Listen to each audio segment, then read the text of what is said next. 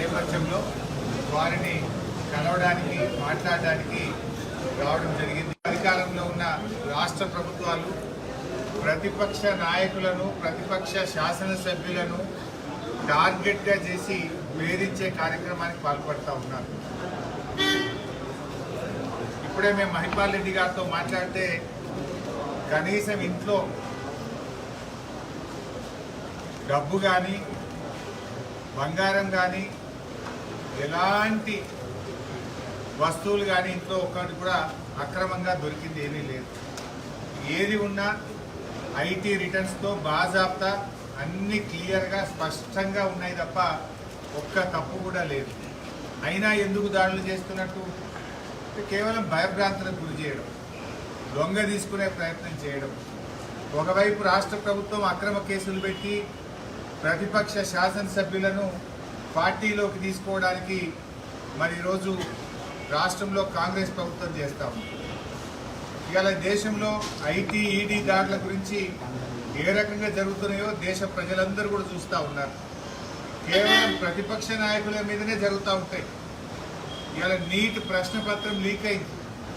దేశంలో 24 లక్షల మంది విద్య కోసం పరీక్ష రాస్తే ఆ పరీక్ష ప్రశ్నపత్రం అంగట్లో సరికైపోయింది. బీహార్లో, గుజరాత్లో 2 రోజుల ముందే ప్రశ్నపత్రాన్ని 30 లక్షల రూపాయలకు అమ్ముకున్నారని అన్ని వార్తలు వస్తూ ఉన్నాయి. ఆ ప్రశ్నపత్రాలు అమ్ముకున్న వాళ్ళను బీహార్ పోలీసులు అరెస్ట్ చేసినారు. మరి ఆడు ఎందుకో ఈడీ దాడులు చేయరు?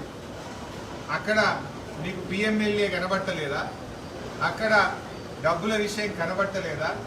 ఈ దేశంలో 24 లక్షల మంది విద్యార్థులు వాళ్ళ తల్లిదండ్రులు ఆందోళన చెందుతూ ఉంటే ప్రశ్నపత్రం లీక్ అయితే ఎందుకో కేంద్ర ప్రభుత్వం స్పందించదు.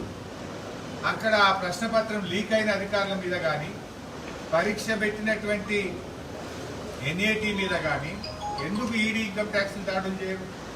అంటే అధికార పక్షానికి ఒక నీతి, ప్రతిపక్షానికి ఒక నీతి. ప్రతిపక్షాల మీద అక్రమ కేసులు పెట్టడం, దొంగ తీసుకునే ప్రయత్నం చేయడం ఈరోజు జరుగుతూ ఉంది. ఎందుకు నీట్ ప్రశ్నపత్రం మీద ఈరోజు కేంద్ర ప్రభుత్వం స్పందించదు? ఎందుకు ఈడీ ఐటీ దాడులు ఇప్పటిదాకా ఎక్కడ కూడా ఎందుకు చెయ్యరు అని నేను అడుగుతా ఉన్నా. ఇలా దేశమంతా ఇబ్బంది పడతా ఉన్నారు. మన రాష్ట్రం చెందుతూ ఉంటే ప్రశ్నపత్రం అంగట్లో సరుకులాగా అమ్ముకుంటా ఉంటే దాని మీద కేంద్రం కానీ ఈ ఇన్కమ్ ట్యాక్స్ డిపార్ట్మెంట్ కానీ ఈడీ కానీ నోరు మెదపని పరిస్థితి ఉంది. మరి రాష్ట్రంలో ఏం జరుగుతూ ఉంది?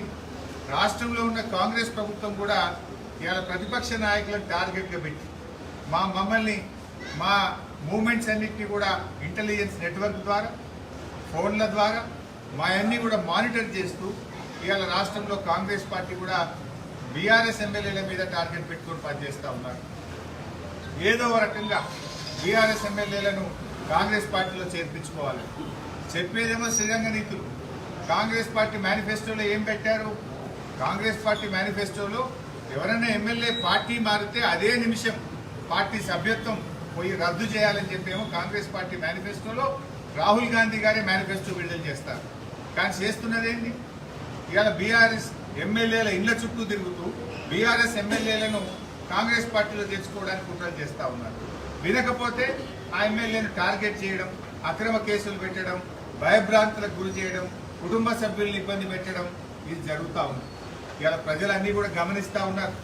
ప్రజలు మీకు అవకాశం ఇచ్చింది ప్రజలకు మేలు చేయమని, ప్రజలకు ఇచ్చిన హామీలు అమలు చేయమని. కానీ ప్రజలకు ఇచ్చిన హామీలు వదిలిపెట్టిండ్రు. ప్రతిపక్షాలను బలహీనపరుస్తాం, వినకపోతే ప్రతిపక్షాల మీద కేసులు పెట్టి ఇబ్బంది పెడతామని ప్రయత్నం చేస్తూ ఉన్నారు. కానీ మా మహిపాల్ రెడ్డి గారు వారి కుటుంబ సభ్యులు ఇలా చాలా గట్టిగా ఉన్నారు. ఈడీ అధికారులకు సంపూర్ణంగా సహకరించిండ్రు. ఫోన్లు ఇచ్చిండ్రు, లాకర్లు ఇచ్చిండ్రు, బీరువాలు ఇచ్చిండ్రు, కాగితాలు ఇచ్చిండ్రు, ఇవన్నీ చెక్ చేసుకోమన్నారు. వాళ్ళు అణువణువు ఎత్తినా, ఎందుకంటే తప్పు చేసింది లేదు కనుక ఆడ దొరికిందేమీ లేదు, తప్పు చేయలేదు కనుక భయపడాల్సిన అవసరం అంతకంటే లేదు. పూర్తిగా సహకరించాం. ఇలా మాకు న్యాయ వ్యవస్థ మీద నమ్మకం ఉన్నది. తప్పకుండా న్యాయ వ్యవస్థ ద్వారా మేము అంతిమంగా న్యాయం గెలుస్తాం. ఇది ఇలా ప్రభుత్వాన్ని అడ్డం పెట్టుకొని వేధిస్తారు కావచ్చు, ఇబ్బంది పెడతారు కావచ్చు, కానీ ధర్మం గెలుస్తుంది, న్యాయం గెలుస్తుంది, న్యాయం గెలుస్తుంది. మా ఎమ్మెల్యే గారు చాలా ధైర్యంగా ఉన్నారాయన, వారి కుటుంబ సభ్యులు కూడా ధైర్యంగా ఉన్నారు. కనీసం ఆడపిల్లలు ఉంటే, చిన్న పసిపిల్లలు ఉంటే వాళ్ళు ఏడుస్తూ ఉంటే కనీసం ఆ పసిపిల్లల్ని కూడా ఇబ్బంది పెట్టారు. చిన్న పిల్లలు వాళ్ళు స్కూల్కి పోయిన పిల్లల్ని తెచ్చుకోవడానికి ఇబ్బంది పెట్టరు. ఇవాళ చిన్న పిల్లలు స్కూల్ నుంచి రావాలంటే 3 గంటలు స్కూల్లోనే వెయిట్ చేయాల్సిన పరిస్థితి వచ్చింది. ఇంట్లో ఉన్న చిన్న పిల్లల్ని కూడా వాళ్ళ అమ్మ నాయన దగ్గరికి పోనీయకుండా, తాత దగ్గరికి పోనీయకుండా ఆ పసిపిల్లల్ని కూడా ఏడ్పించే విధంగా ఈడీ అధికారులు వ్యవహరించడం చాలా దురదృష్టకరం, బాధాకరం. ఇటువంటి దాడులు మంచివి కావు. ప్రజాస్వామ్యంలో తప్పు చేసిన వారిని శిక్షించండి, కానీ ఎంతసేపు ప్రతిపక్షాలనే టార్గెట్ చేయడం అనేటువంటిది ఇది మంచి పద్ధతి కాదు.